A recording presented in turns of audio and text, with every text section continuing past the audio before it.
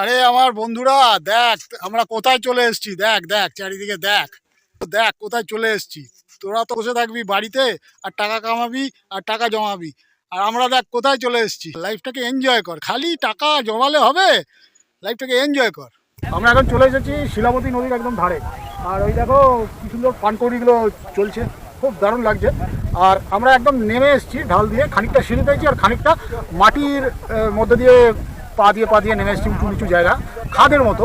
আর দেখো তোমাদের দেখাচ্ছি কি সুন্দর জায়গাটা। ওই দেখো ওখানে একটা ওয়াচ টাওয়ার আছে, ওখানে আমরা যাবো। আর নদীর ধারটা দেখো কি সুন্দর, এই জন্য এটাকে বলে Grand Canyon of West Bengal. আর শিলাবতী নদীতে এখন সেরকম জল নেই, আরও জল থাকে, বর্ষাকালে পুরো ভরে যায় নদী শুনেছি। ওয়েস্ট মেদিনীপুরের গনগনি গড়বেতাতে তো প্রাকৃতিক সৌন্দর্য দেখো খুব সুন্দর। এখানে আমরা খুবই এনজয় করছি, অনেকে মিলে এসেছি, আমরা 7 জন এসেছি, বেশ ভালো লাগছে রাইড করে। আমরা বাইক নিয়ে এখানে এসেছি, চমৎকার লাগে। দেখো আমার পেছনে কি সুন্দর ভিউটা, আর আমার পেছনে মানে ক্যামেরার পেছনে শিলাবতী নদী, অসাধারণ প্রাকৃতিক সৌন্দর্য এখানে, খুব ভালো লাগছে। রোদ্দুরটাও করা উঠেছে, সব কিছু মিলিয়ে দারুণ লাগছে, দারুণ।